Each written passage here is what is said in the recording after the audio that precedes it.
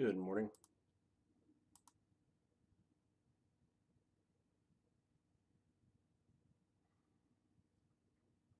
Morning, Joe.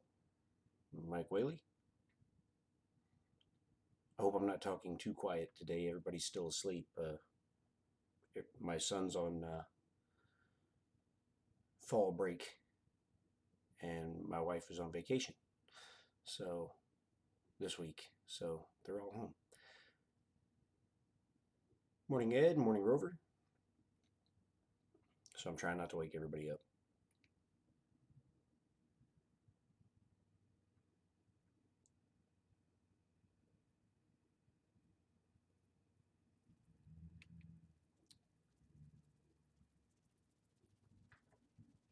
So as you can see behind me, the Ender 2 has arrived. There it is, right there. But there were some problems in shipment. The box got a little beat up, and so did the Ender. So I have a few things to try to straighten out. I don't know if something's come loose inside or what, but when you turn it on, the screen is blank. The Y motor bracket is bent all up, so the belt is badly out of alignment.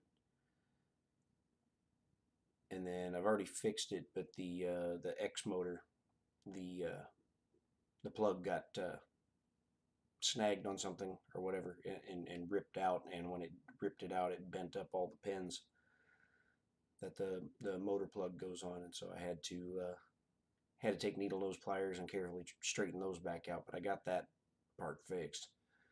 I've been trying to straighten the Y motor bracket back out, but I'm going to end up having to take it off and give it some gentle persuasion with a hammer. Morning, Minnesota Maker and 3D Medic Vince. I gotta check with I gotta check and see if he had it insured.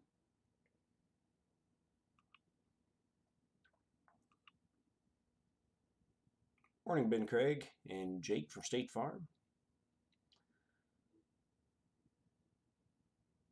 So yeah, right now the when you power it on, the screen is blank, and the Y motor mount is badly bent. I got everything else, I think, fixed.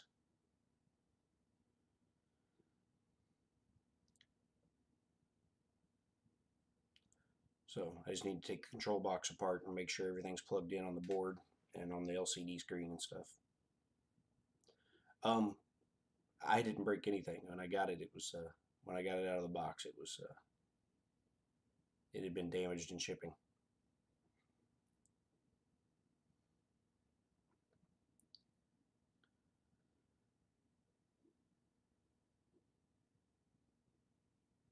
So I'll get it figured out. I'll get it fixed one way or another. I need to see if he had it insured, and if so, if there's any sort of claim against that we can do. It's on the Ender 2, sitting right there.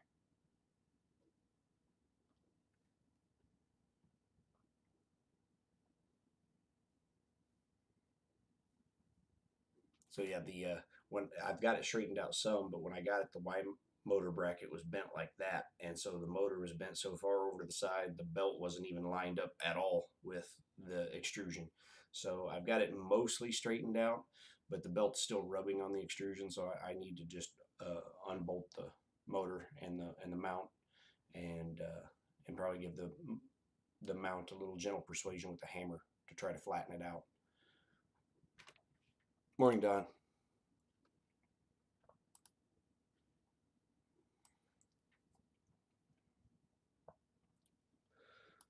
So yeah, just give it a few little love taps with the hammer on a flat surface and see if I can't flatten it out, and then put it back on. It didn't seem like it damaged any of the end stops. They all seem fine. I don't know. There's just stuff happened to it in shipping.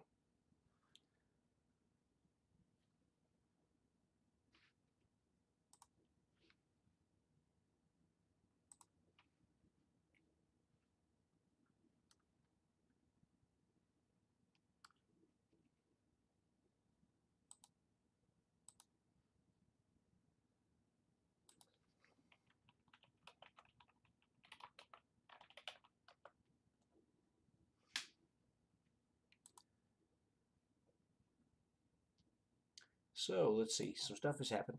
Some stuff has been designed. Designed a turret for the back. That's what we started on last week, and we did the missile launcher. I've done a gun now for it too. So there's the gun, and then the missile launcher's still there.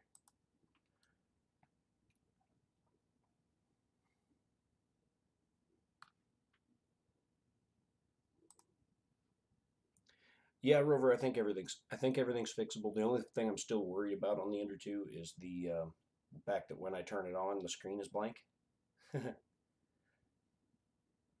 I can occasionally get it to boot up, but I got to flip the switch back and forth, off and on. Like, it seems like about 5 or 6 times to get it to boot up. Otherwise, it just gives me a blank screen, and no matter how long you wait, it doesn't like load or anything.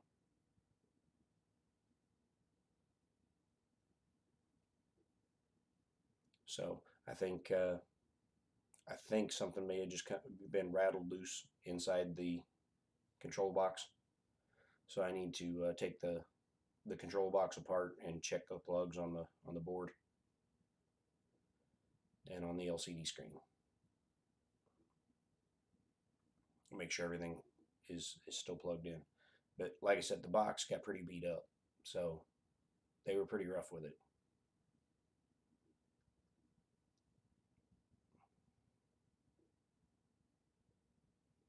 So I have to check and see if they insured it, if it was insured. Actually, it probably says on the box somewhere.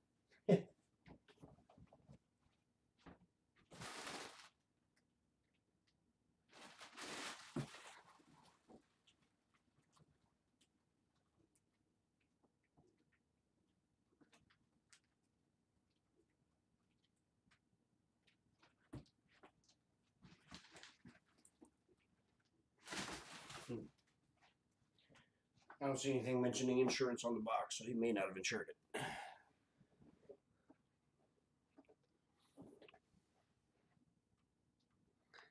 Yeah, I'm hoping it's just a loose connector.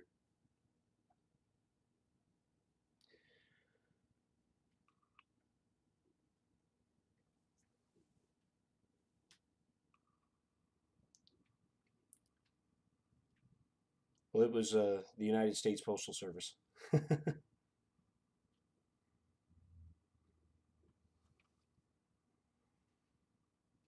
Is who delivered it.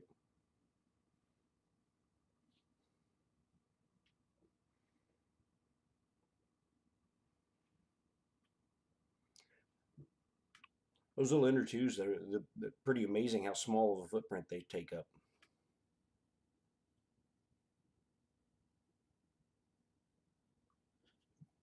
It's a very small printer.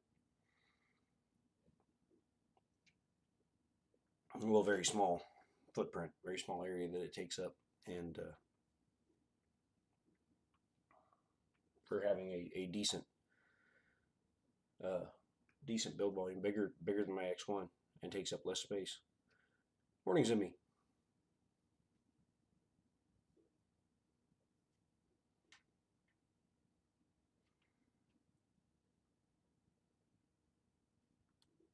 So yeah, where we left off last week was I had designed a missile launcher and turret, and then after I got off of the stream with you guys, I designed a gun for the turret.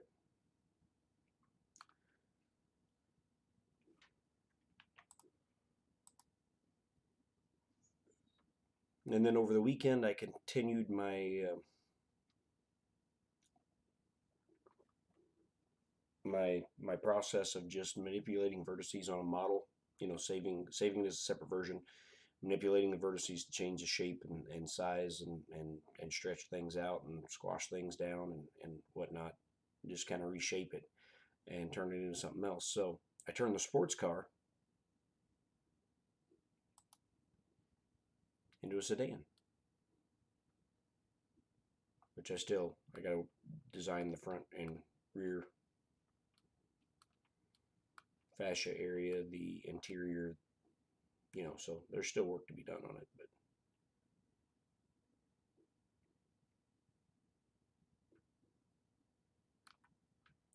And then I took the sedan and turned it into a coupe.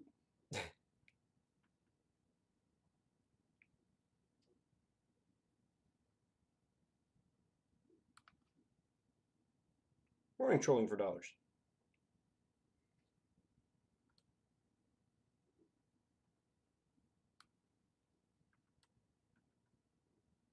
I still got, work to do on it as well, interior and whatnot.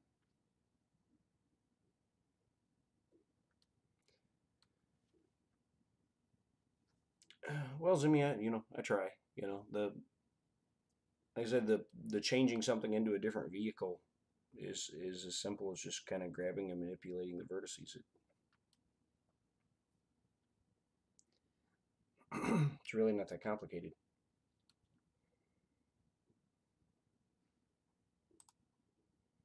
Like if we wanted to,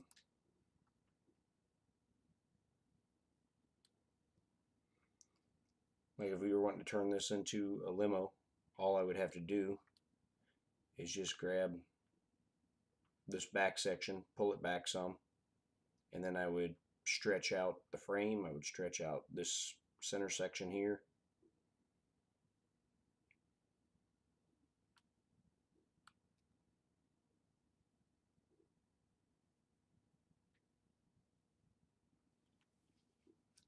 Well, it's my belief, trolling for dollars, that anyone can do this. I mean, it's just a matter of having the vision in your head. And if you don't have the vision in your head, spend some time scribbling down on paper. Um, I don't I don't scribble down on paper because I have the most fun with it when I'm just working straight out of my head. But I realize not everybody has that vivid imagination thing going on. let's let's use the word vivid to find a nice word for it. And so I can work straight out of my head and make this stuff. But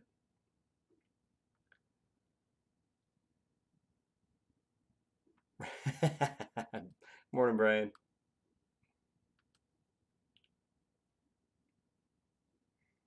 So yeah, that was just manipulating the vertices on the sports car.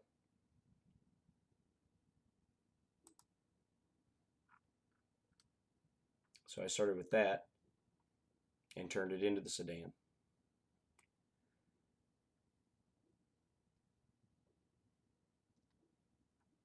And then I turned the sedan into the coupe.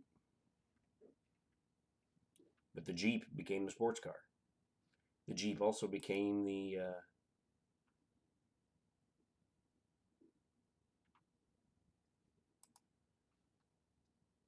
where's it go?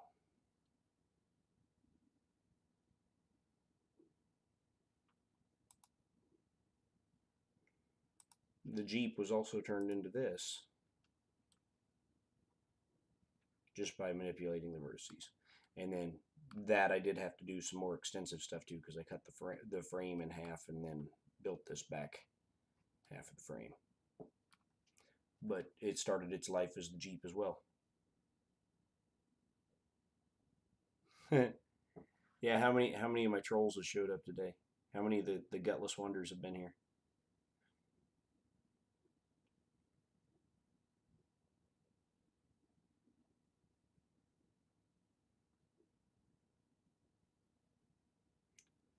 I seen Fun in the Country Basement um, last Sunday. I didn't get to watch it because I was working, But I saw Fun in the Country Basement last Sunday. Got hit with 14 thumbs down. Really? 14?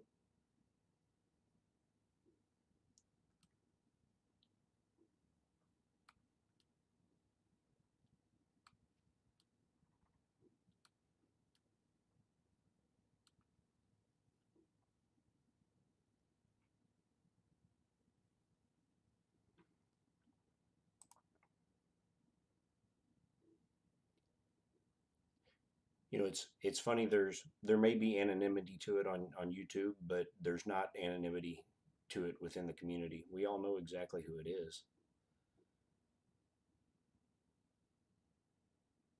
which makes their silence even more gutless.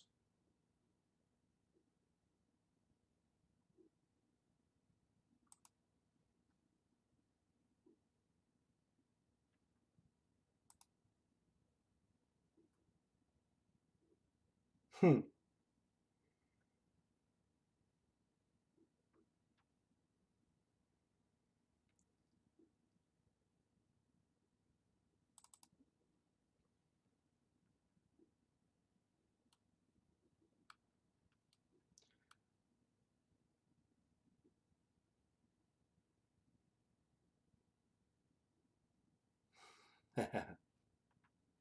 Very nice.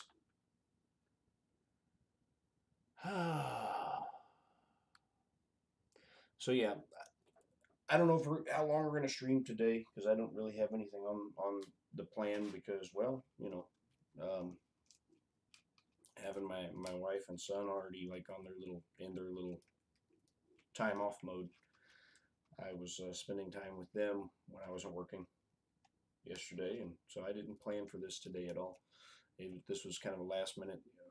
By the way, I got another printer, and for all the haters out there, this one I am paying for.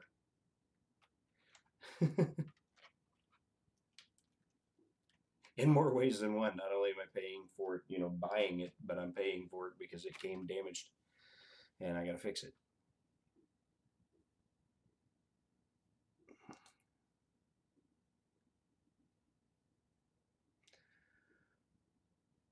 But I'll get it fixed. I know I will. There are some brilliant minds in the community that will help me if I can't figure it out.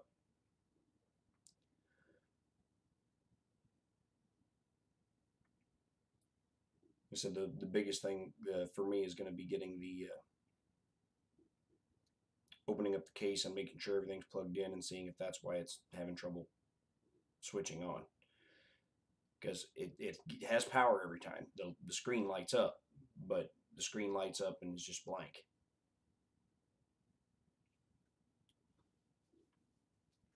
So I'm thinking something isn't plugged in good. Either the LCD itself has come unplugged slightly, and maybe it is doing something I just can't see what it's doing because it's not showing it on the screen, or the board itself just isn't booting, which I don't know what would cause that as far as being a loose plug. So that's why the first thing I'm going to check, excuse me, is the LCD screen and make sure it's plugged in the way it's supposed to be. I'm thinking maybe it came slightly loose.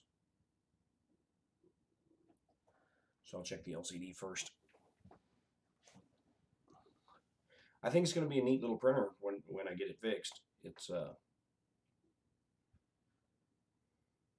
he added a bed leveling sensor to it, which I know one of the big complaints about the Ender 2 is they're hard to level because they use that 3 screw system, and the screw that's on the inside towards the upright there, towards the Z axis is kind of hard to get your fingers in there and adjust.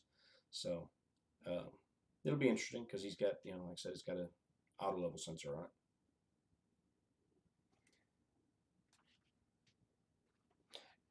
Yeah, that's kind of what it's supposed to look like, Don.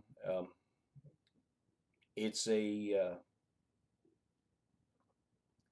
It's kind of a look towards, you know, how some of the current vehicles are going with a retro look. So it's supposed to be new retro.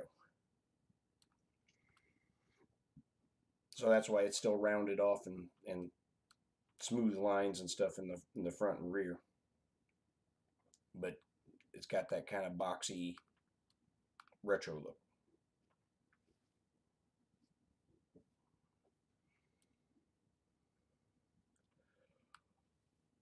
So yeah, it and the coupe are close to done. Um, they'll share the same headlight and taillight panels. So when I get those modeled and then model the interior, which the coupe will share that as well, the interior pieces. Just probably a modified, smaller back seat.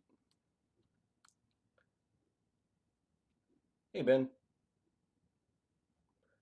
welcome to my very very lazy stream this morning. I'm just not up to it, doing a lot.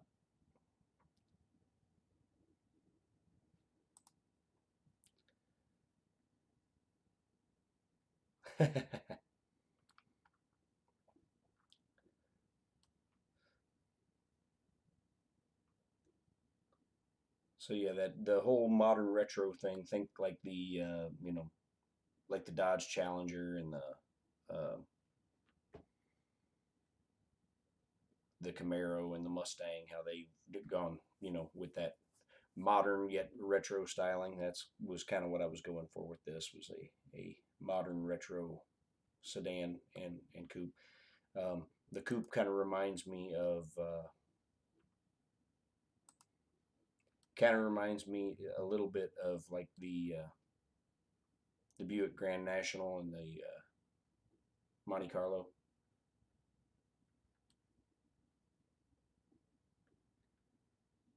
Taking some styling cues from them.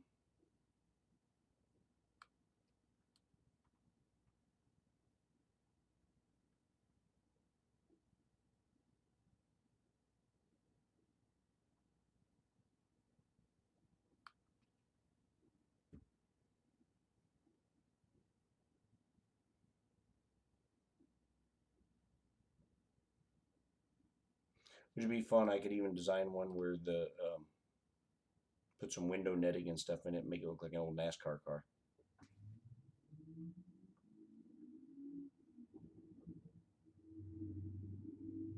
Why does a chicken coop only have two doors?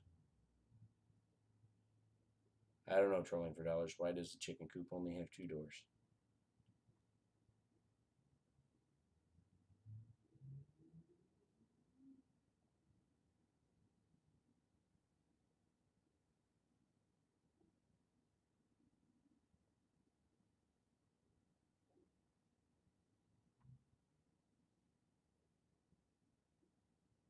Haha. Of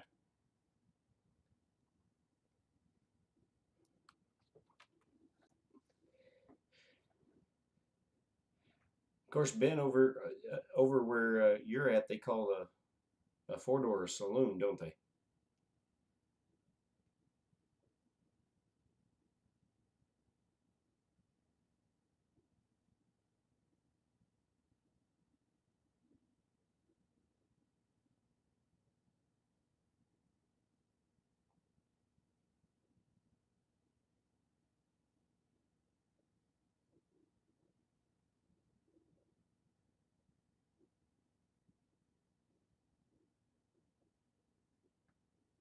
Yeah. See, here in the states, we call a four door a sedan and a two door coupe.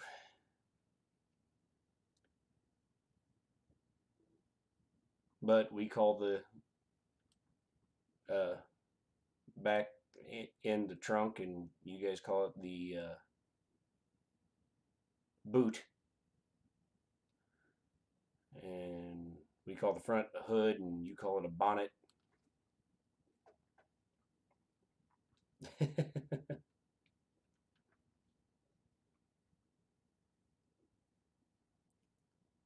different terminology for automobiles. It's kind of fun.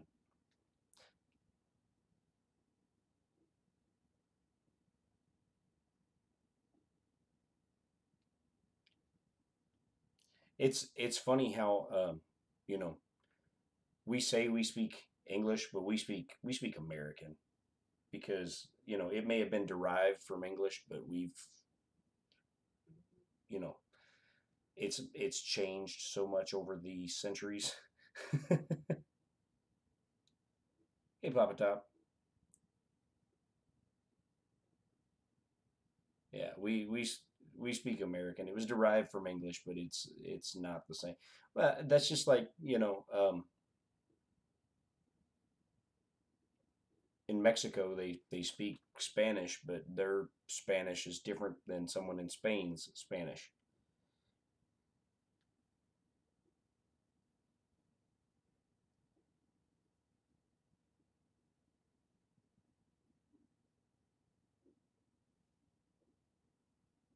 Yeah, the languages change over the years. They just do, and they change by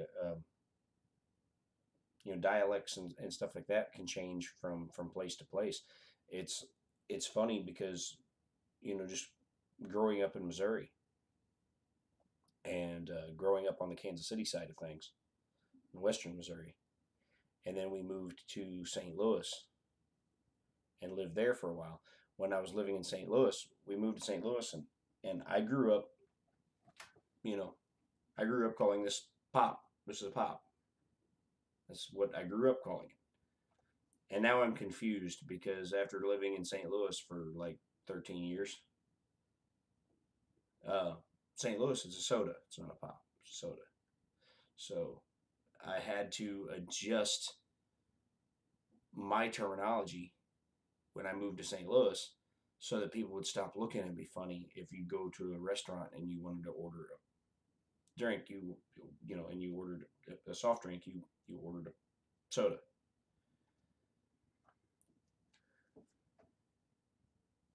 Yeah, well, that's in the South, Brian. Yeah, in the South, like you go into like Georgia,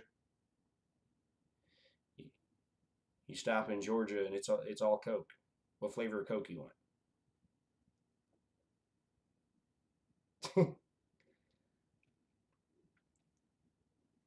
So it's funny how dialects can change just by changing region a little bit.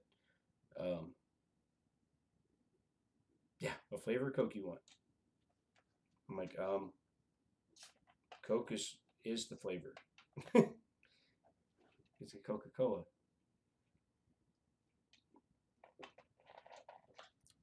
Pepsi's hard to find in the South, Don. Pepsi becomes very, very rare the further south you go in the U.S. Other than like in stores and things like that. But as far as like restaurants, unless you go to one of the restaurants that's owned by Pepsi, it's hard to find any restaurants that have Pepsi in them.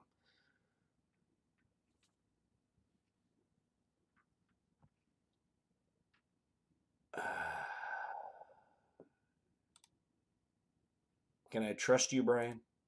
Will you be nice? All right, I'll wrench you.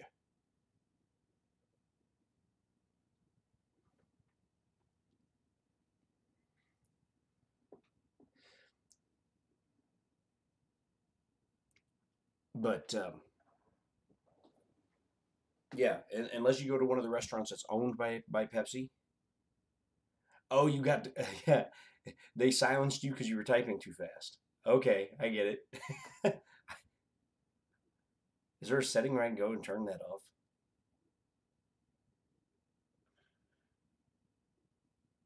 Um, but anyway, yeah. And some of you may be saying, "What? Pepsi owns restaurants?" Yes, the Pepsi slash Frito Lay company own uh, Taco Bell, Kentucky Fried Chicken, and Pizza Hut. Which, if you've ever spent any time traveling out on the road, you may have encountered a Kentucky Hut, which is all three restaurants built into one. You can go through the drive-through and you can get yourself a taco, a personal pan pizza, and a couple drumsticks, all in the same place. It's cool.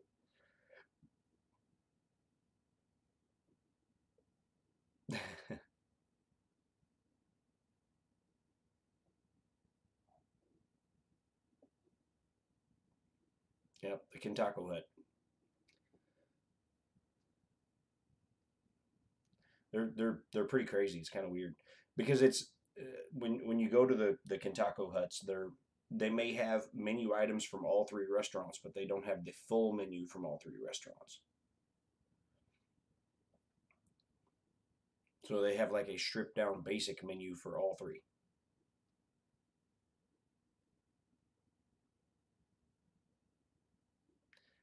We were out on the road one time and I spotted one. It was in Nebraska. Anyway, I had to pull in and I had to do just that. I had to get a personal pan pizza, a taco, and a two-piece uh, chicken all at the same. I just had to because I could. Yeah, I had to do it. I was like, I got to do this just because I can. None of it's good for you, and none of it's that none of it's that good. Although I will say I will obliterate a Taco Bell if given a chance because for some reason Taco Bell's my thing, man. As far as fast food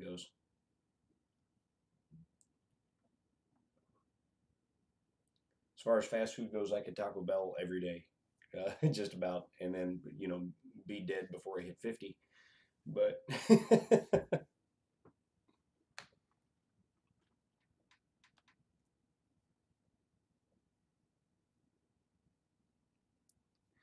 yeah, we had a really good day. We had a really good German restaurant in Nashville that had been around for a long time that just closed down, and was kind of bummed to see it go because we would stop in. Um, I don't know, probably once once a month or so, and like if my wife would go with me on one of my weekend shows, and we'd stop in on our way, uh, either our way down or our way out, and have dinner, and it was kind of cool. It was they had a polka band playing, would have a polka band playing, and they had like authentic, supposedly authentic. Don would probably have told me otherwise. German cuisine, and it was pretty good. You get the schnitzels and all that stuff.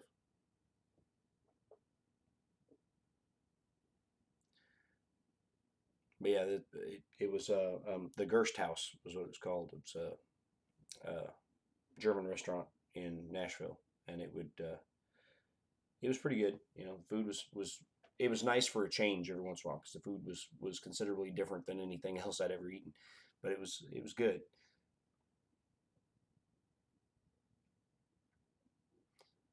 And it had been in business I think for a long, long time, and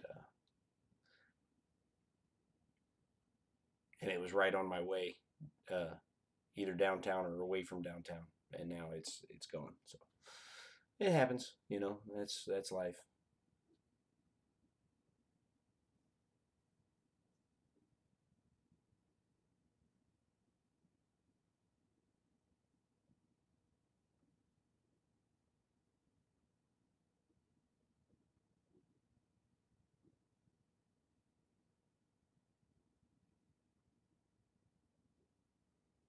Hmm.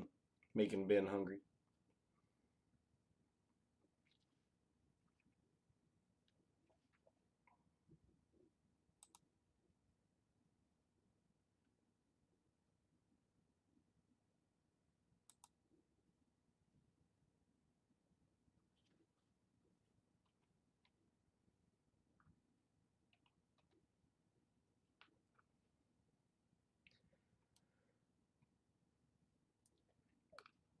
So I need to fire up and print the back end here and the turret because it's got a new back end to have the hole cut for the turret. So I need to print that, and I need to print the turret pieces, test assemble that, because I'm sure that's an item that people will want to have available for the Jeep. Morning, Roy Holly. Okay, I'll have to check that out, man. Have you been trying to print the step van? See, now that's going back. That was the um, first design I put on Thingiverse, and nobody had printed it as of yet. So I'm sure it's going to have some serious things that need to be iterated.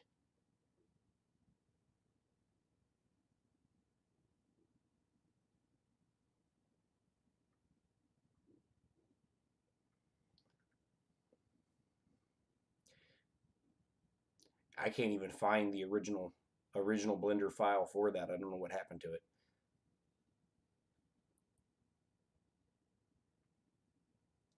I may have to sit down and redo that one from scratch, or I'll have to open up, the files that need iteration straight from the STL and try to adjust them from there by importing the STL. But because, like I said, I can't seem to find the original file for it, and that was the very first thing I uploaded to Thingiverse. So it's sure to be rife with problems. Because I hadn't 3D printed a thing yet. I didn't even own a 3D printer at the point that I uploaded it to Thingiverse.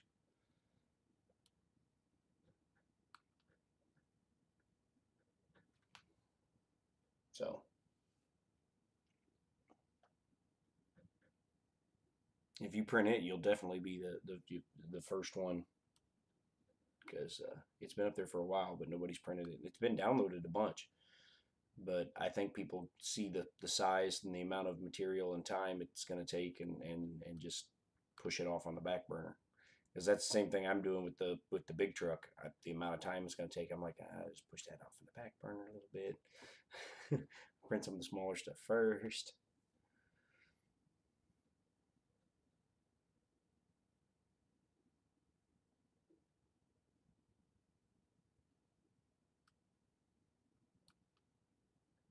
Which Rover? I noticed you changed your screen name, man.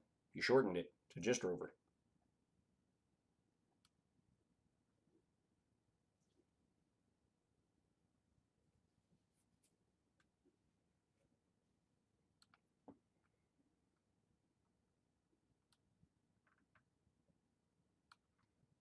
Well, I still have it, and it has missiles designed for it now.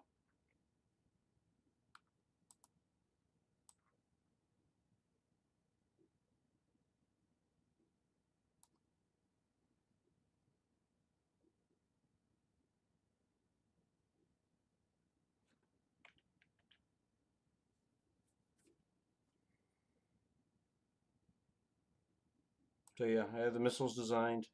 They're not spring loaded or anything. Roy Holly. He's like, that's great. Now when are you gonna spring load them so that they shoot? And I'm like, I could do that. I could, I could engineer that. But God, would that be? So I had to figure out the right size of spring to use. Design this so that these are separate pieces.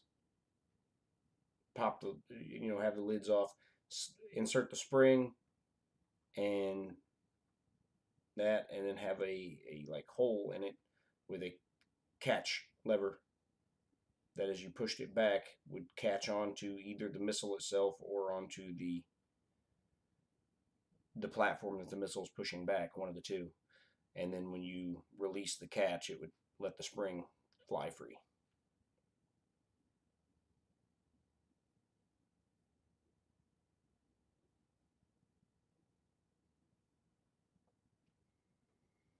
Well, that's the way that Hasbro did it for years anyway. It was basically a spring inside with a little lever with a catch on the end.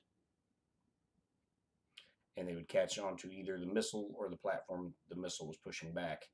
When it got past the latch, it would just drop. The latch would drop into place and hold it. And then when you push the back end of the latch was on a lever. It would pull that hook up, which would allow the missile then to fly forward under the force of the spring. So doable, but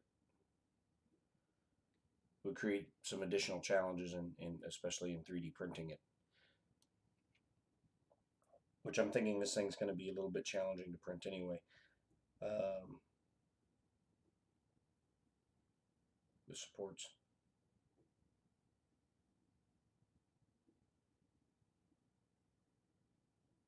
And you could just print it in that orientation and then deal with supports, but then you got to pull supports out of the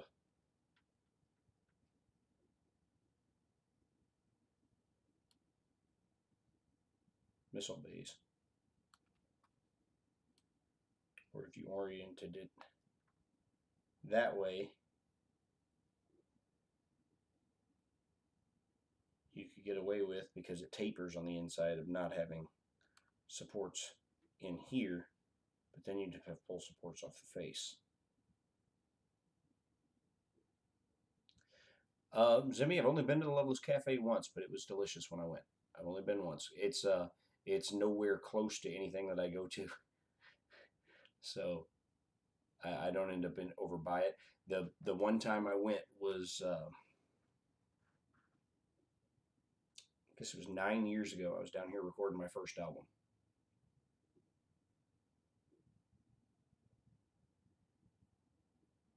Yeah, 9 years ago I was down here recording my first album, and it was out where we were recording was out in Franklin, and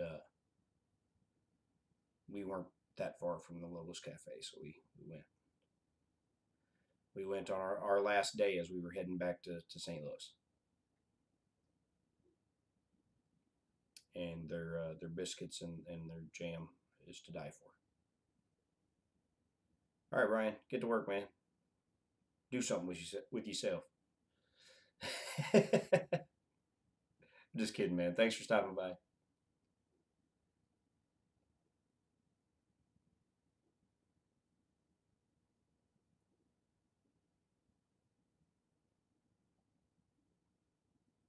Yeah, the food's good. The food is good. And they're, like I said, their biscuits are to die for. So yeah, there's the missile launcher. And like I said, I think it might be best to print it, you know, with this on the build plate, because I tapered the insides. You can see that. See that shape there? I tapered the insides of that, so that should print with no support needed inside of where the missiles go. But then I worry about the supports that are going to go under here coming off cleanly.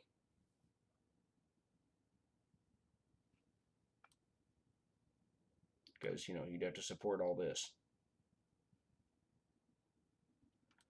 And if those supports didn't remove cleanly, it would leave a mess right on the front of the thing.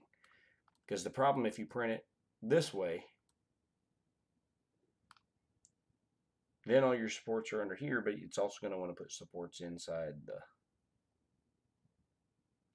boxes, which is going to make that hard. Or I guess you could print it in that orientation.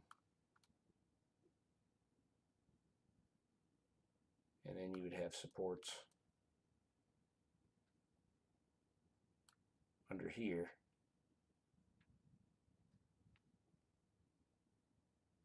And across here.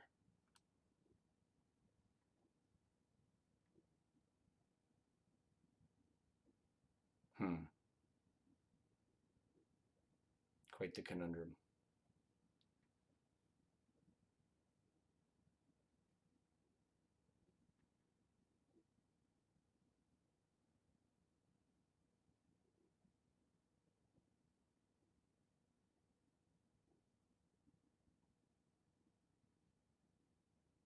On its back, and just remove supports from there. And then these would be open as they filled up. As it built its way up.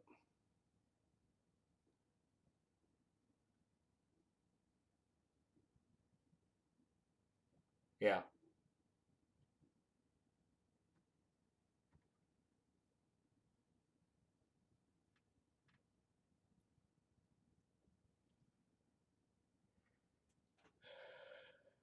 I don't know. Maybe I'll load the green filament in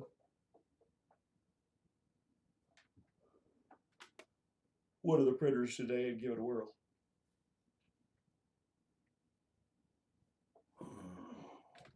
No bigger than these pieces are. If I had the Ender 2 up and running, I could use it. Yes. Yes, Don. You print these as separate pieces.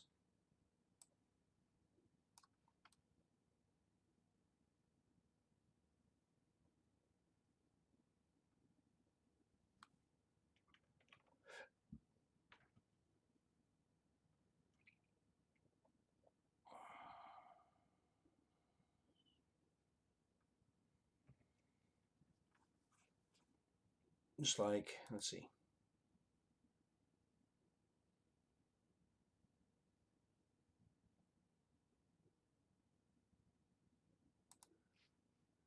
Let me see.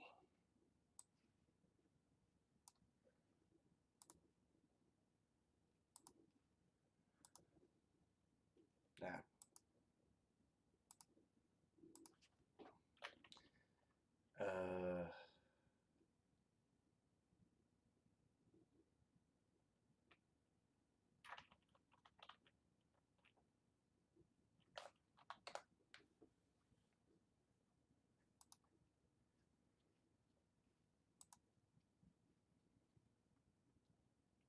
So basically, this is supposed to kind of pay homage to the Vamp Mark II when you use the missile launcher.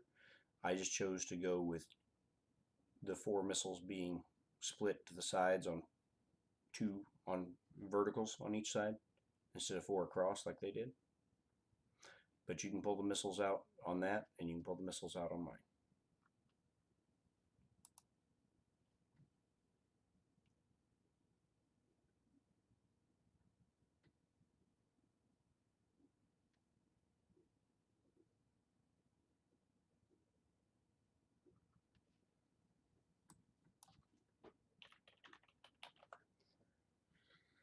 And then the uh, gun is paying homage to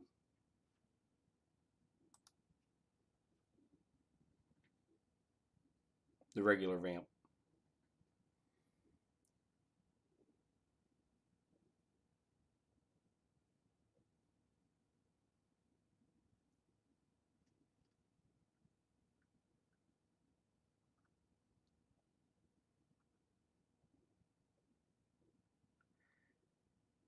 Which they just took the what the Vamp is the Lamborghini Cheetah, if you've never seen it.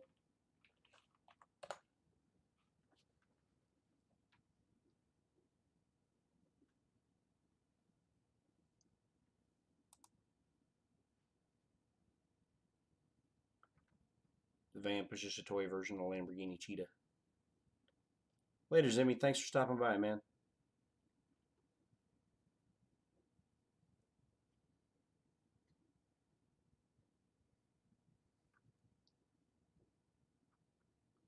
And what's funny, if you look at the instructions for the GI Joe Vamp, the blueprint thing, it even tells you it's got a V12.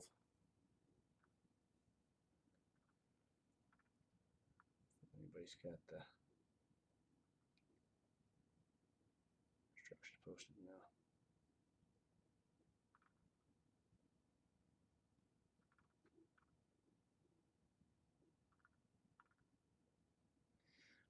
But anyhow, yeah, I'm paying homage to the Vamp with my Jeeps.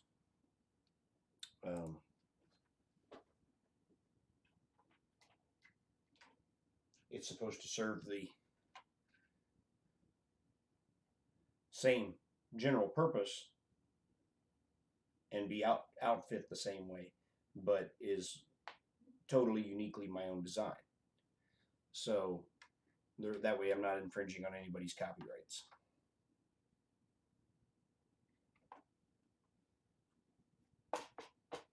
And then all these other vehicles are just born out of me playing around with the vertices and being bored, making something else.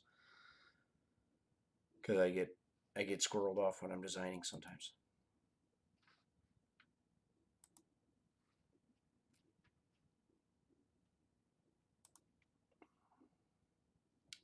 Morning, Walter.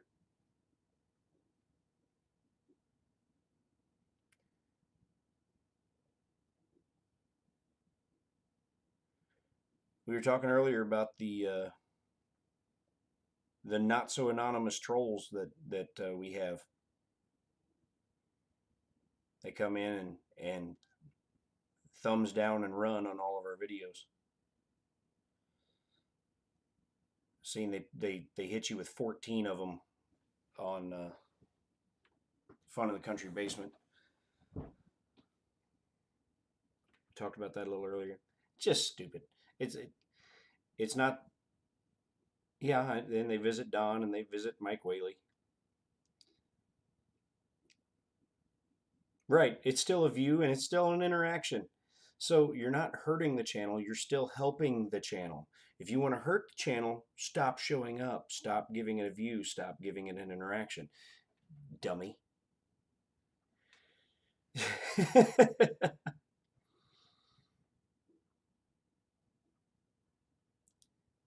But nobody said trolls were smart.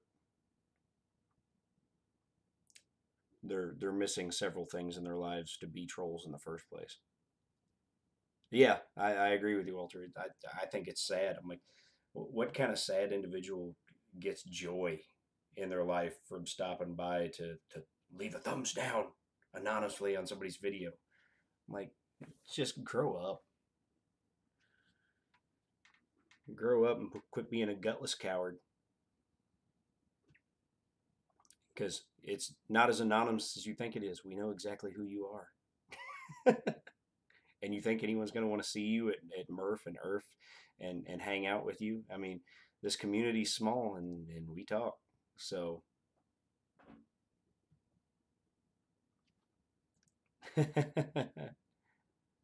it's okay, Jake. No, we don't need to do that.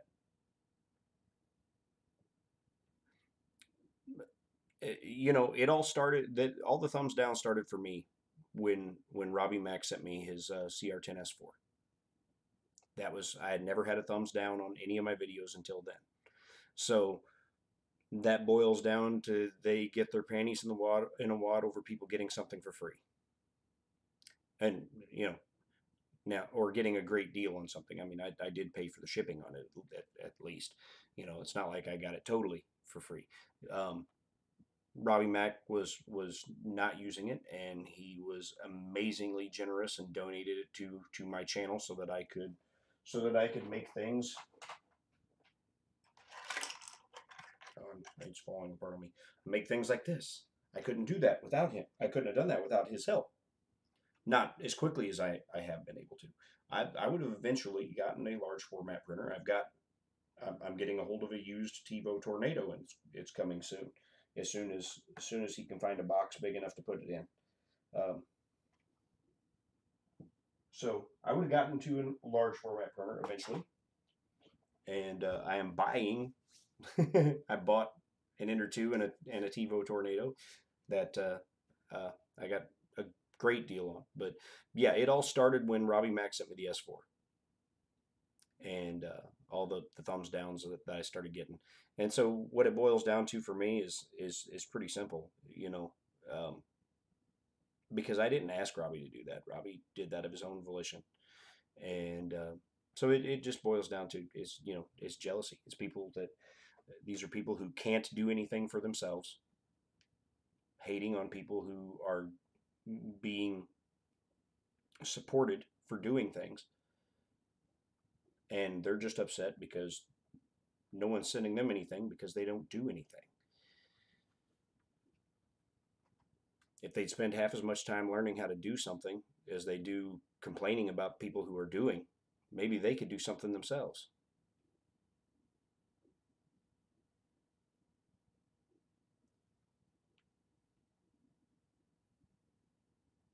Yeah, you know, it's ridiculous, man. It just is. Um, you know, and these same people were griping over you receiving the hypercube parts that you did and the filament to print the hypercube and things like that. It was, we know exactly who you are. It's not as anonymous as you think it is. So just buck up, grow a backbone, and you know, show yourself or go away.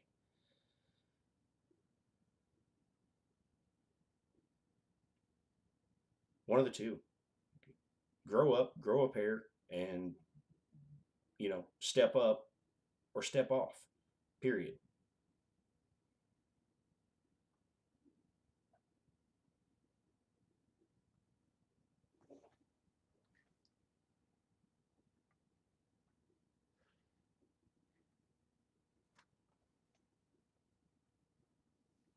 Right? Yeah. Same thing for me, Walter. My schedule is posted online. What time and what day and time I'm going to be where I'm going to be. It's pretty easy to find me.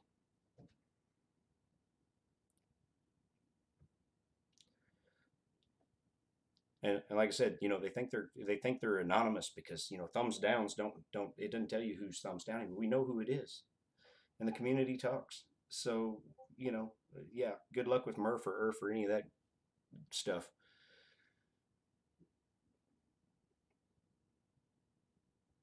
It's ridiculous.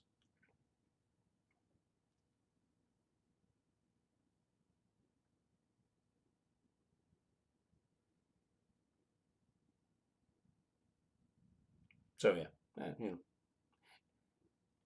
the thumbs downs don't upset me. It doesn't. It upsets me that somebody is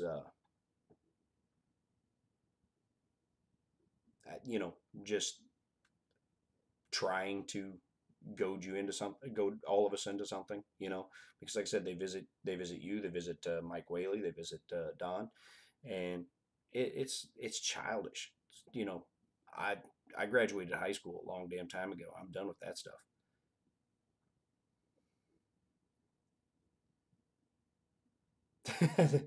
Spoiler alert, they're not good.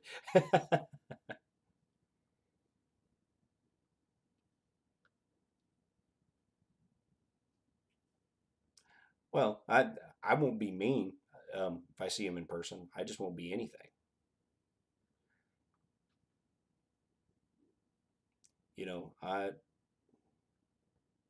I'm a caring and giving person until I flip that switch. When I flip that switch, I'm just done.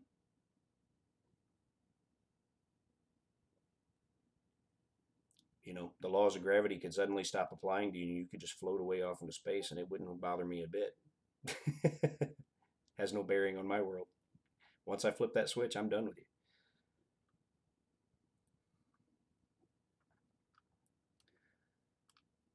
And I have no place for childish antics in my life. I'm a grown man.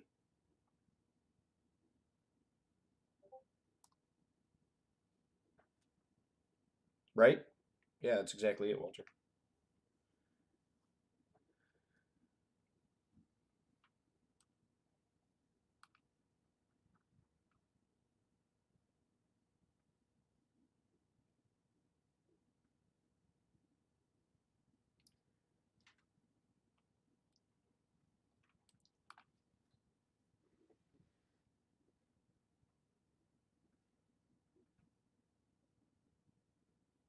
Okay, start modeling. So something else I think I need on this. I've got the gun. I'm not real happy yet with the gun design. I still need to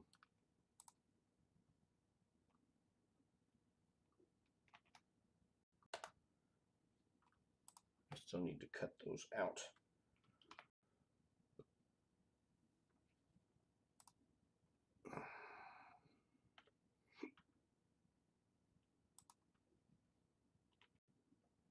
Okay, cut that out.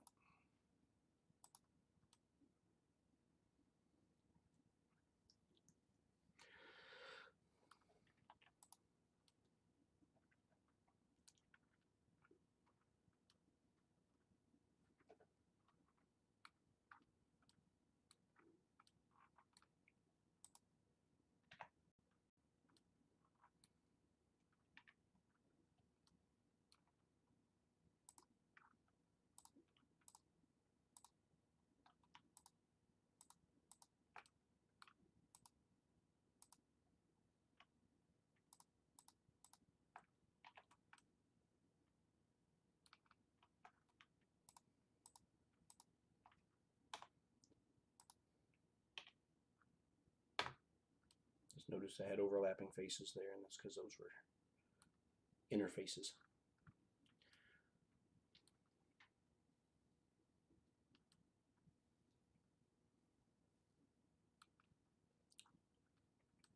No, it's just a toy gun. Beauty of toy guns is they aren't confined to any of the conventions of reality. It doesn't have to have a place where bullets, get fed in and all that, and just like on the cartoons, there's limitless ammunition and.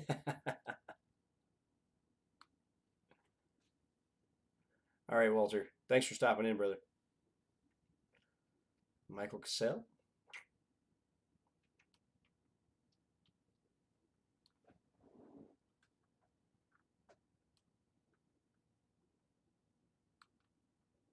It can fire whatever you want it to fire. It's a toy. Use your imagination.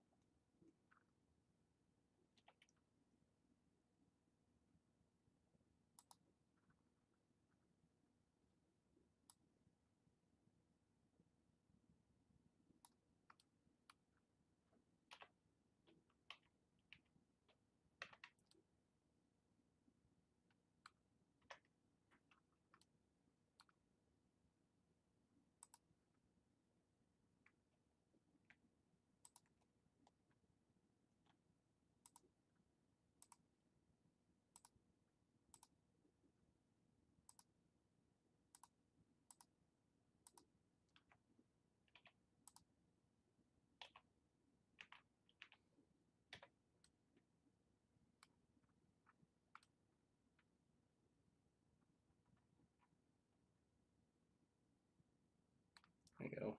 Add a little detail.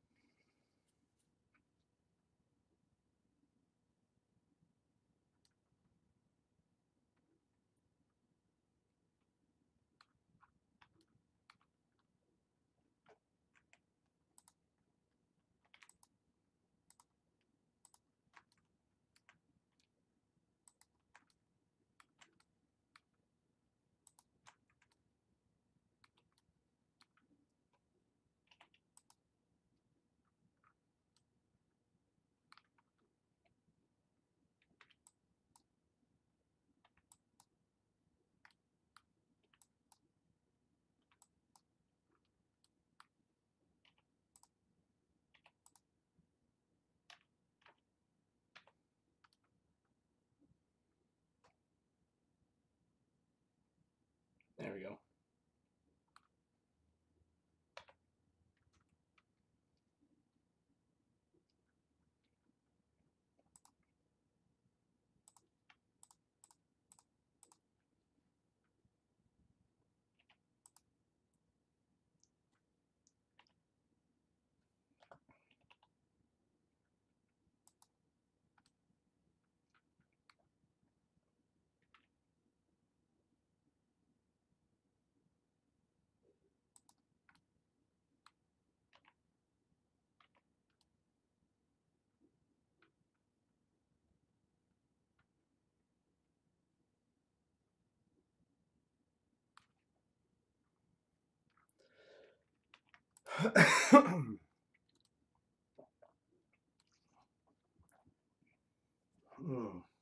Oh, I need to do something with the pins.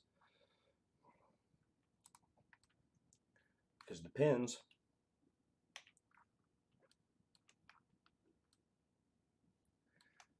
pass all the way through, but they need to have some sort of flare on the ends to make them so that once you pop them in, they stay in. Although depending upon friction, those might be good enough. It's not like it's a difficult thing to iterate. It's a pen.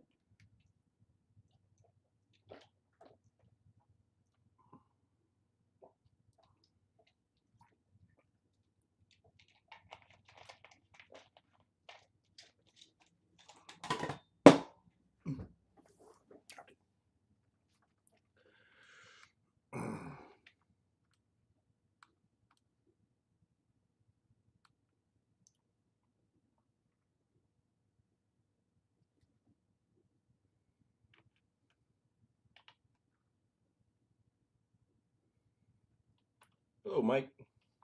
How you doing today, man?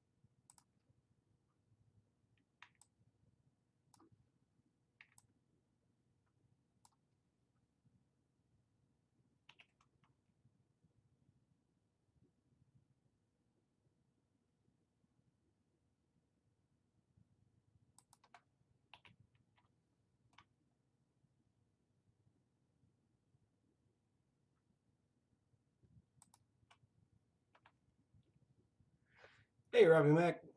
Yeah, my Ender 2 is not happy.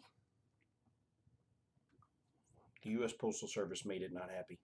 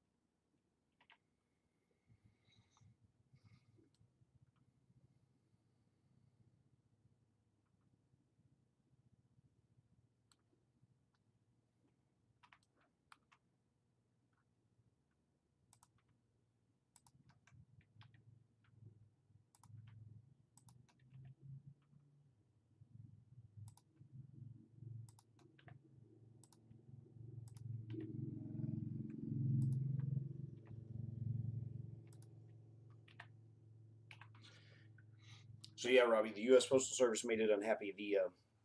There's something wrong with the board or the screen. One, because when I turn it on, I get the light comes on the screen, but I get a blank screen. Unless I rock the switch back and forth, 5, 6, 7, 8 times, then every once in a while it will boot up. The screen will show the way it's supposed to, give me the temperature readings and all that. And then Y motor bracket is badly bent. I think we talked about this a little yesterday, and I've straightened it out as much as I can without taking it off the machine. So I'm gonna have to take it off the machine, lay it on a flat surface, and give it some gentle loving with a hammer to try to straighten it out, and see if I can't get the belt running true again. Because right now the belt is cocked off to the side so bad that it rubs really bad on the aluminum extrusion. Before I bent it back as much as I did, it ran clear outside the aluminum extrusion. It was bent up awful. And then I did fix the pins on the X motor. The X motor pins, the plug had been ripped out of it, and it bent all the pins way up. And so I took needle nose pliers and I straightened those all out and got it plugged back in. So it's fine. Yeah, so I need to take that white carriage bracket off and give it some gentle loving persuasion with a hammer. See if I can't flatten it out, and then I need to take the control box apart and see if anything is not plugged in good on the board or on the LCD screen.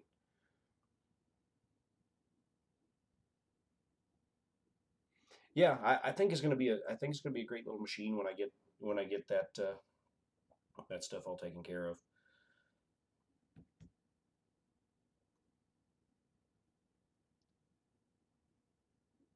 So I still got to see if they had it insured, because they had insured. Um, Maybe there's some recourse for it. I don't know, but I know the person I bought it from quite well, and I know that they would not have sent me a printer in that sort of state. He wouldn't have he wouldn't have sold it anyway, especially. And so I know it was in good working order when it was put in the box. And the box is pretty beat up.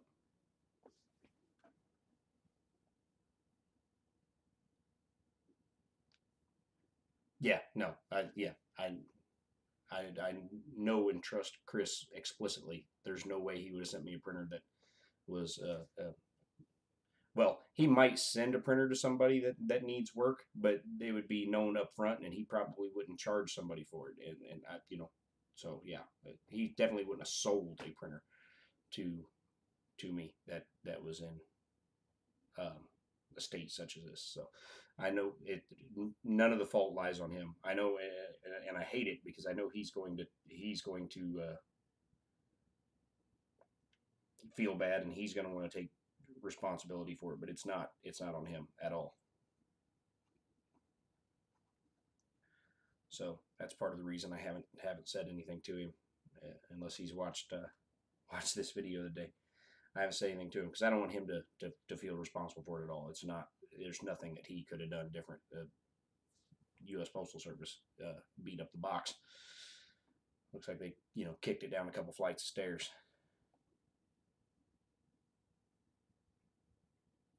So I will get it sorted out. Get it sorted out, and it will get back into working order one way or another. If even if I gotta, even if I end up having to order another board for it or whatever, which may not be the issue. I don't know. Something might just be slightly unplugged. No, no jig, no way. So yeah, I flip the power on and I get just a white screen. That's it. The backlight lights up and there's nothing. But if I rock the power switch back and forth several times, and I'll know when it does it, because when it finally does kick in, I'll get the screen when it turns on. I'll get some of the pixels will show up on the screen as soon as it gets power, and if I leave it at that point, then it boots up fine. But otherwise, I get just a blank screen. So I don't know what's going on there. I don't know if that's the board is faulting somewhere, or something's just like the LCD's not plugged in good, and I need to take the control box apart to find out. And it's so tiny. It's just so small.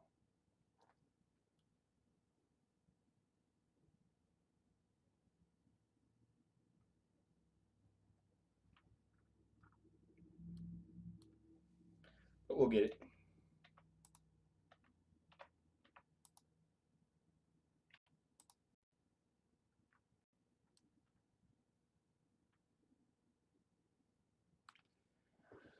We will get it. I have no doubts.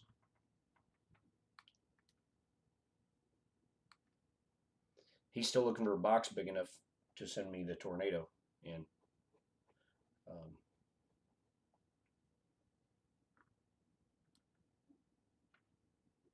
as soon as he finds a box big enough to ship the tornado, he'll send it to me.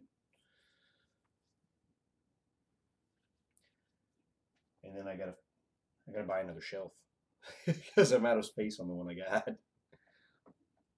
I guess I could put it down, put one of the printers down below.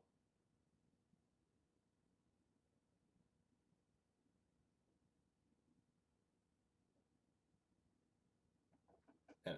I'll figure it out. I'll figure it out. So yeah, I'm gonna get the Ender 2. I'll probably work on that today after I get off the streams. Taking apart the control box in the Ender 2. See if I can find what's going on with it. I need to start some prints today too, because today's my day off.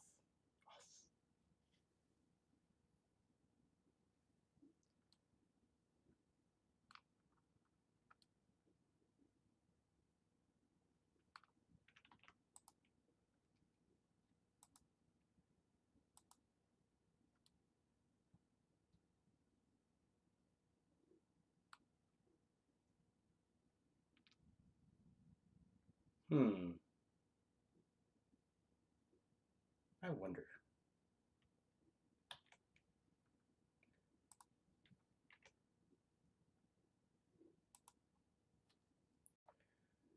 Okay.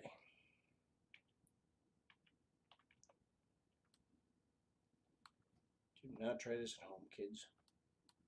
I'm just kidding. Actually, yeah, do try it at home. Try to do all of this stuff at home.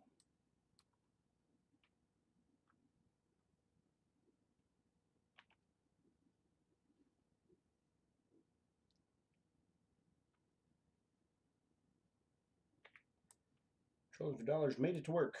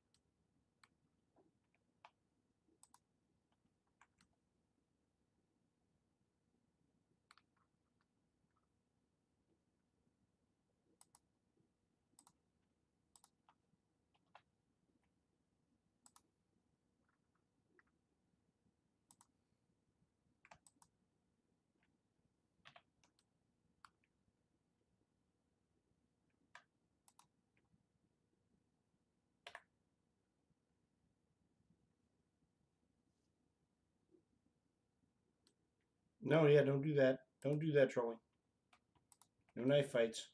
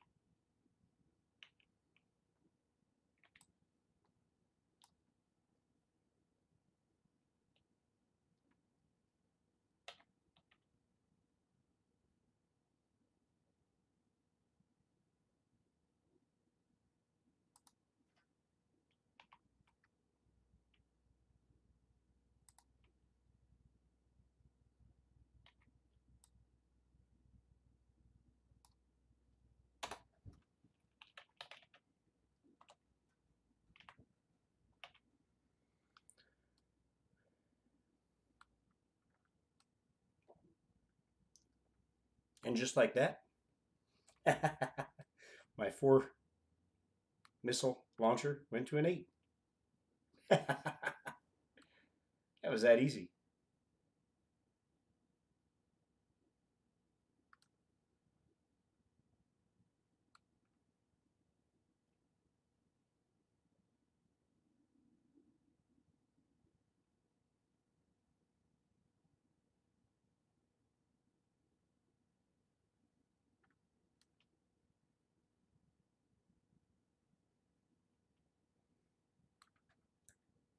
So now I got a 4 missile launcher and an 8.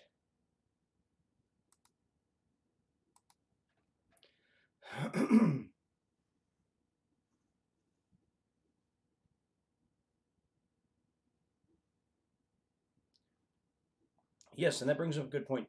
Trolling for dollars. If you're not subbed to somebody on the channel, go check that's in chat hanging out today. Check out their channel and throw them a sub. We're all here to support one another, and we're all here to help each other out.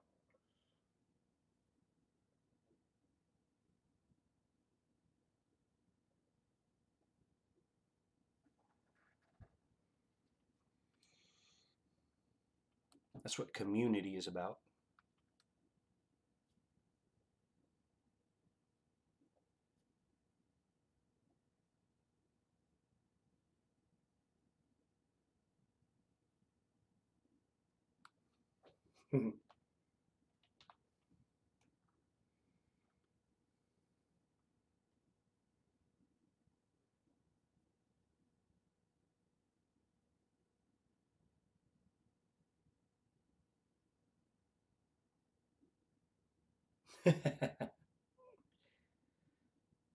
I didn't give away anything at 100. Although I get the Cinder 2 dialed in, I get that tornado. I will be looking for an aspiring designer slash maker to pass along the X1 to.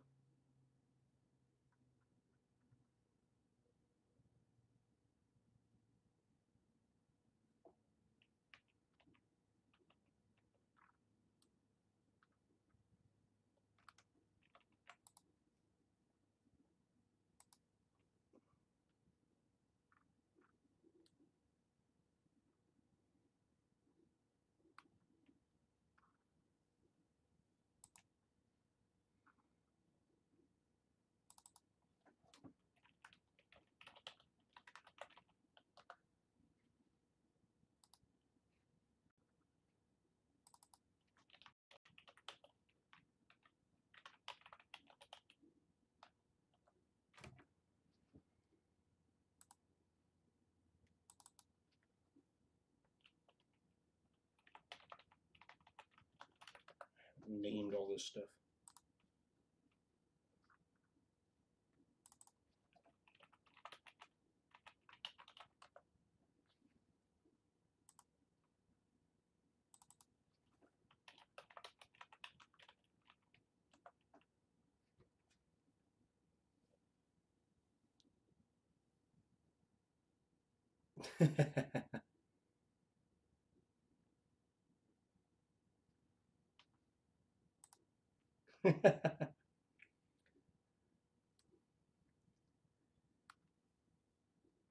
Well, we were talking about this the other day. Nightbot has like tons and tons and tons of subs, and Nightbot doesn't have any videos, any content.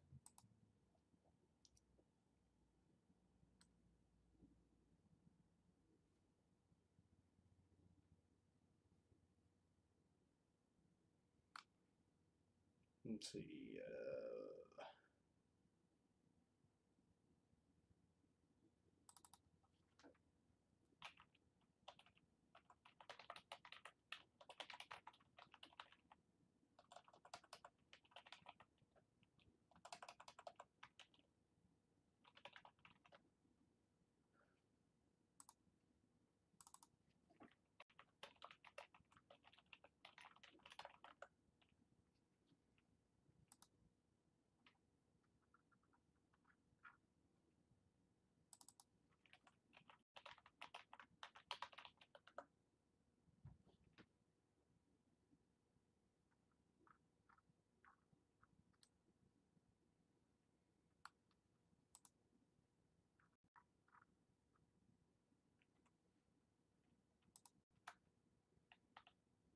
so let's hide those.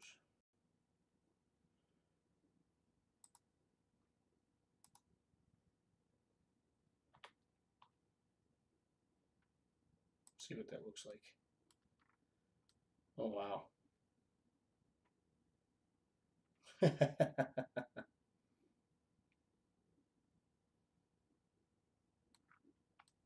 Missile launcher's as big as the Jeep. It's huge.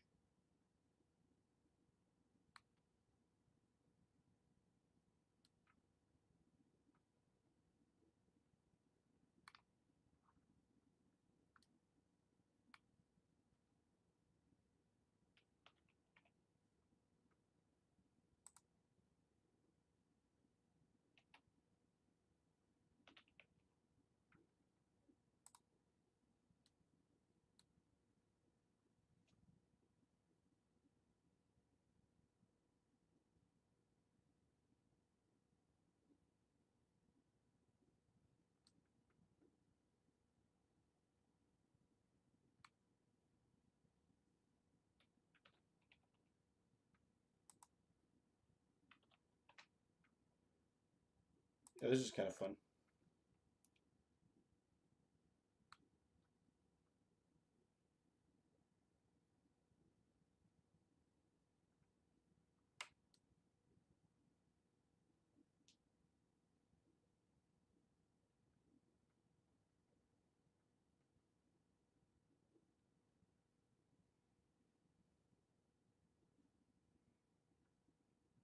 So yeah, I can't. I definitely don't think I can go, you know, with a 12 missile launcher because the 8 is almost the same width as the Jeep.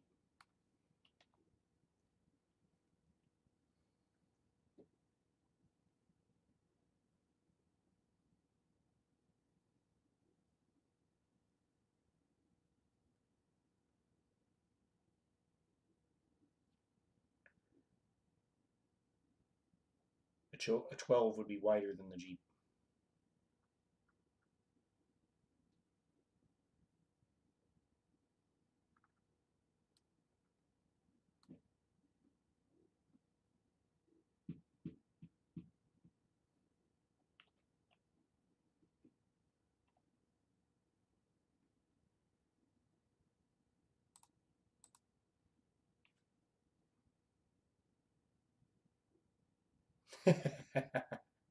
Right?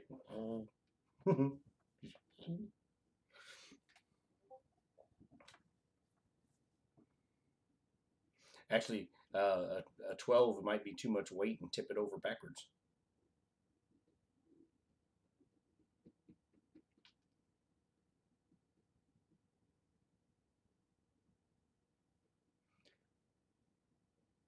Yeah, I'm certainly not as entertaining as most YouTubers that I watch in this. I just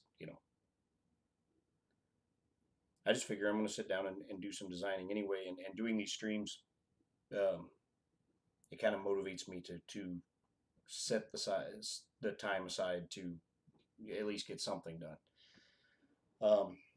Speaking of getting something done, I'm finally going to get around to getting the 4-door uh, files necessary um, up for the those of you who are Patreons. You can be able to download those in the next day or two, and then I need to finish printing over the course of the next couple of days. I need to finish printing the car so it can, the sports car. So if it passes muster, then I will get it up as well. Oh, you're welcome, trolling for dollars. I just, like I said, I know, I'm not as entertaining to watch as guys like Joel or Walter.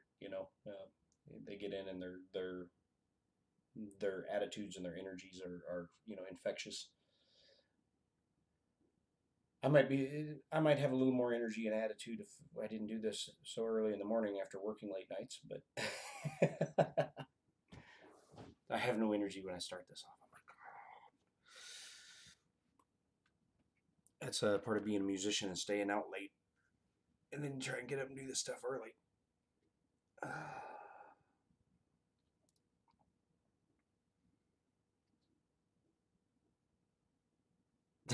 Thanks, Clyde, and good morning, sir.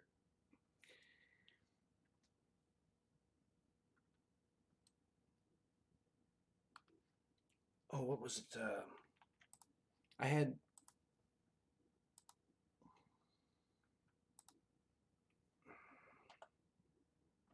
I had a lift kit designed as well. It hasn't been tested yet. Um, what do y'all think? You think I should put the lift kit up for the Patreon folks, and if they want to print the lift kit, they can do that as well? Because I haven't printed it or tested it yet, but that's part of everything. The Patreon folks get beta access to everything. I don't know if anybody would be interested in a lift kit for the Jeep. Yeah, normally I get up 6 a.m. take my son to school, um, and but this week he's on fall break, so I could have slept in, but I had obligated myself to doing this stream this morning, so I made sure to get myself up in time to do that this morning.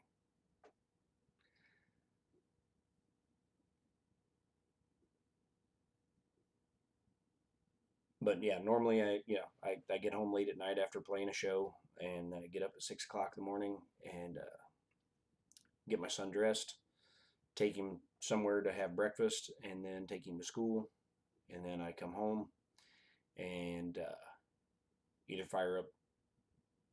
Well, come home, get my wife off to work, see her off to work, and then I either fire up my own stream or I go join in on Mike Whaley's stream for a couple hours and get stuff done. Well, thanks, trolling. I try, man. I got 3 kids. Two of them are grown now, and the boy is the last. He's 13. You know, he's not wanting dear old dad to spend as much time with him as he used to. You know.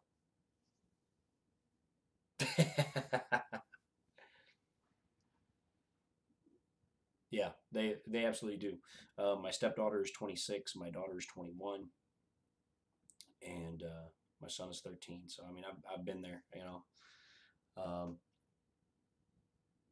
I watched the two girls grow up and leave the house. They're gone, and we're one away from an empty nest. And then watching my grandson grow. The other day he started preschool. He's 4. He started preschool. He went off to preschool, and he's got his Minecraft backpack. He's so excited about Minecraft backpack.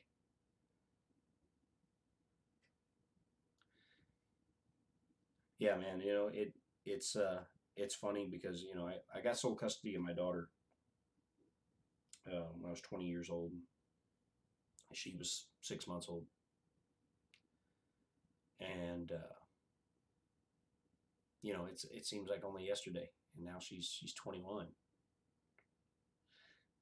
and it's funny because she's 21 and she's done something in her life that I've never done. She's tasted alcohol. I've never even tasted alcohol in my life. I'm 41 years old, but I made a decision early on in life that it wasn't for me and I wasn't going to do it, and I've stuck to my guns on that.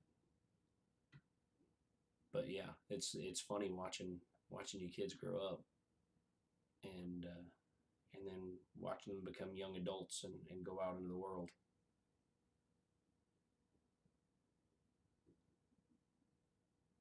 Yeah. So yeah, my grandson Sean, he's got his Minecraft backpack. He's like, he was real excited about it. He loves Minecraft. He loves Minecraft, and so I was talking to him on FaceTime video the other day when he got it, and he's like, look, Grandpa, I got a Minecraft backpack."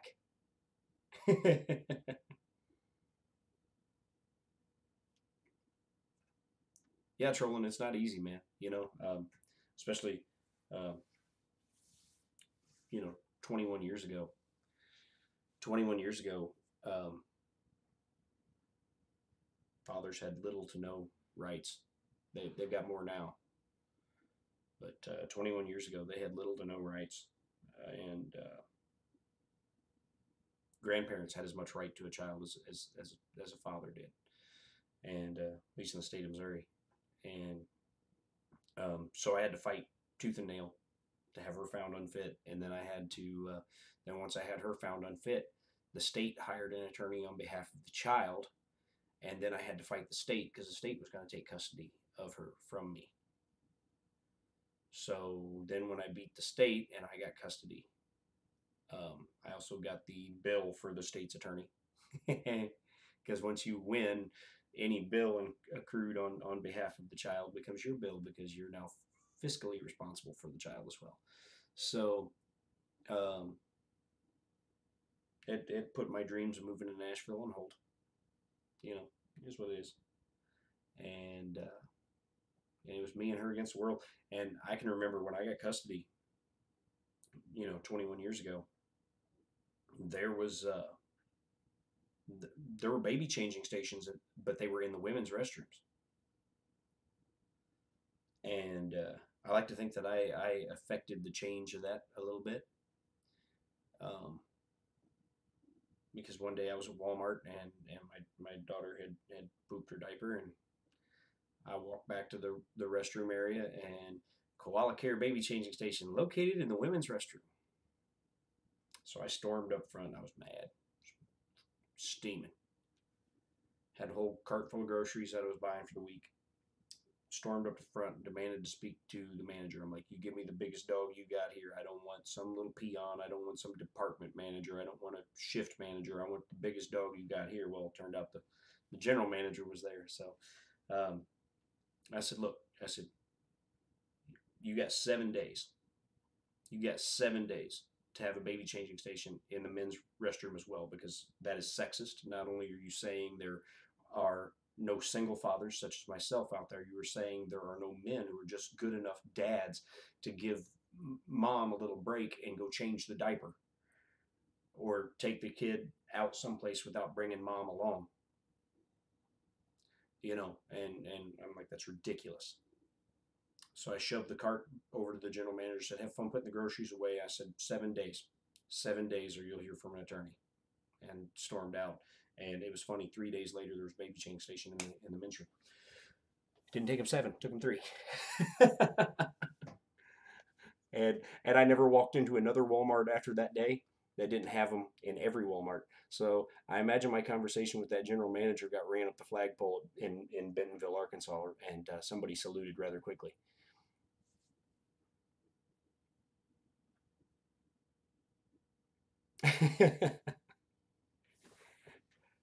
Yeah, I don't get up in arms very easy, but when I do, yeah, it's usually over something like that. So yeah, I was like, you have 7 days. 7 days. That's plenty of time. Y'all have plenty of money. You can put baby changing stations in every restroom you got. So I was like, otherwise you're going to be hearing from an attorney, and I will be suing you for your sexist behavior.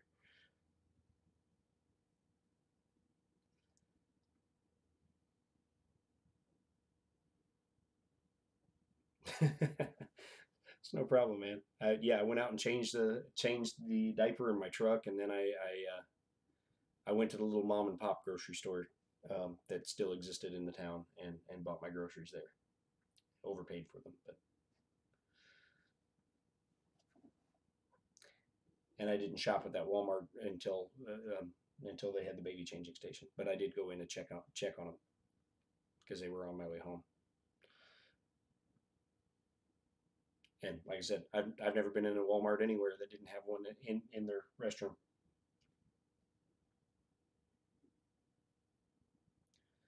Since then. Anyway, what do you guys think of the lift kit? Lift kit on the Jeep? Yes? No? Too much? Excessive? Not excessive enough?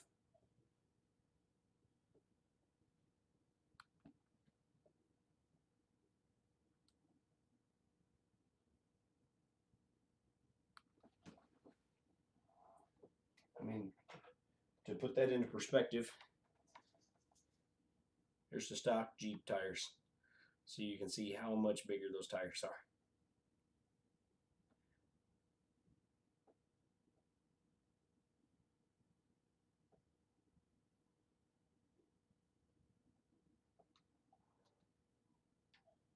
Be a lot of plastic just in printing out tires.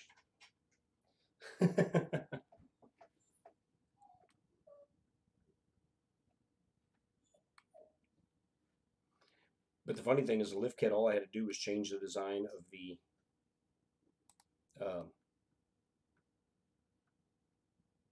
axle so that it dips down lower, and then make the tires bigger, because there's room to slide the axles forward on the frame in the front and back on the frame in the rear to give them the additional clearance that they would need.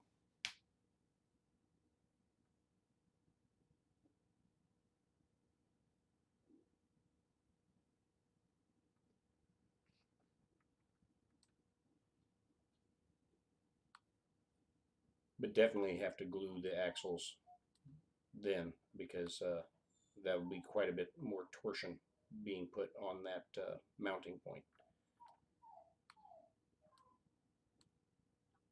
My dog's crying about something, I don't know. Let's go check on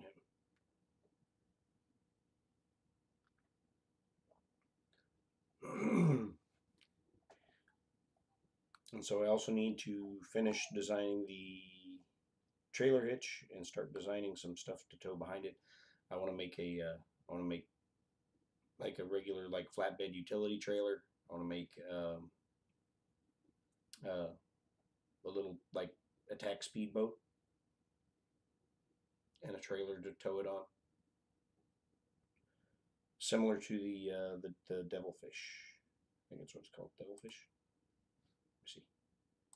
Hold on. I can't remember. Ooh, my stream health is in the orange. It's not good. So hopefully you guys are seeing me all right.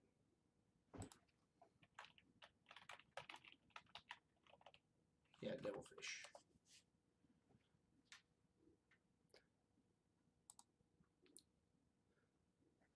Yeah, something similar to the devilfish.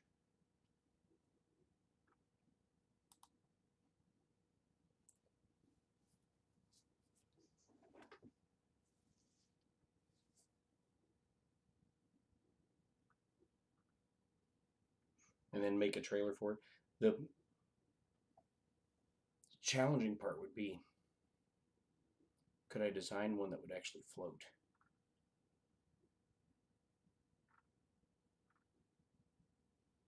Because the actual G.I. Joe one does float.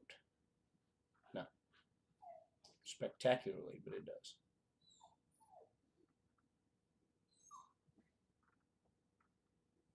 My dog is having a fit about something.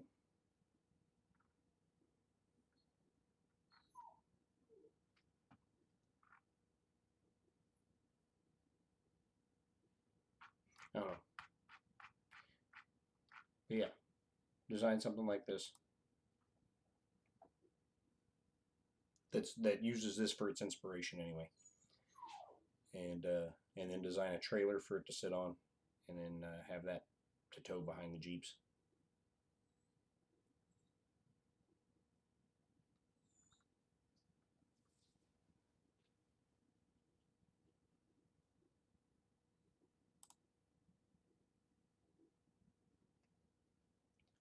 And my tank has taken a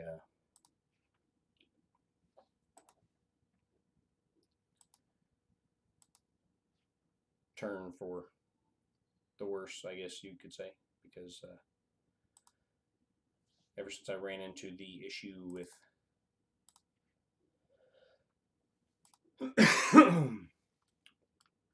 the tread is just not going to work. This tread piece here. So I either need to go back to the drawing board and design one that uses pins in it of some kind, you know, maybe filament or little metal pins. I don't know, but those aren't going to work. Other option is to design a solid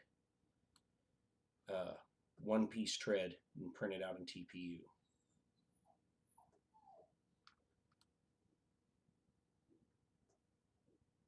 So that's got the tank design dead in the water right now.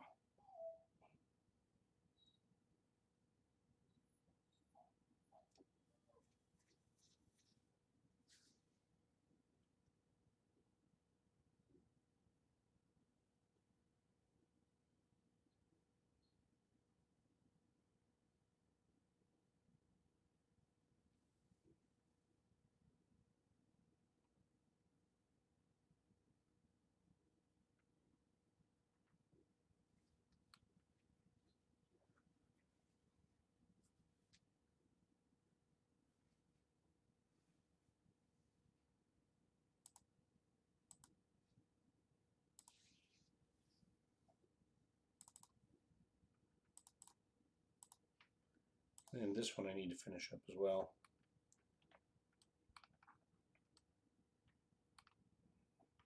It's a gas pump.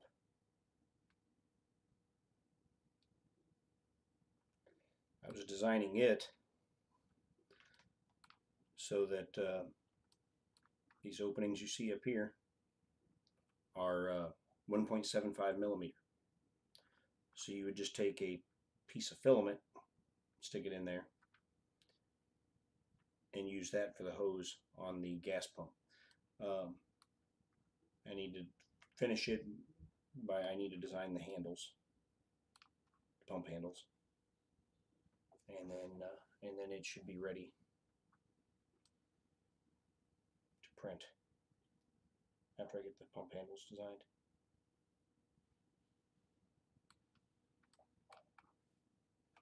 You can see it's even got the little credit card swiping part there.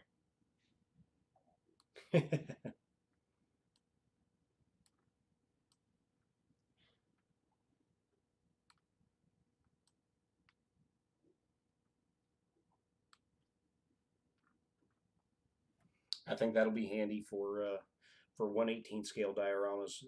So not just for like G.I. Joe and action figures, but also for people who do 1/18 scale diecast.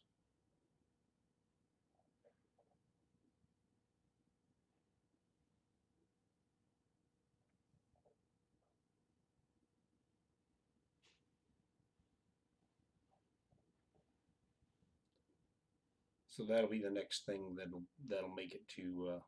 That'll probably be the next thing to make it to Thingiverse is this, because it's not.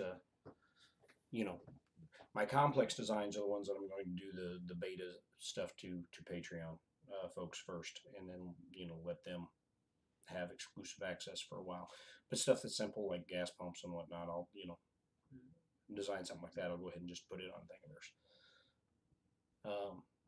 But like the vehicles and all that, I'll stick with the exclusive access for I still not sure if I'm going to go 30 days or if I'm going to go 60.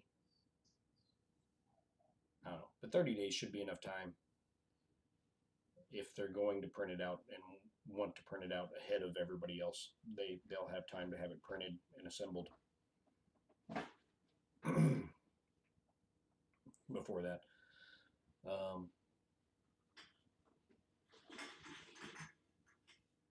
Uh-oh. It's trash day, and I hear the trash being rounded up. So I probably gotta get off here and help round up the trash.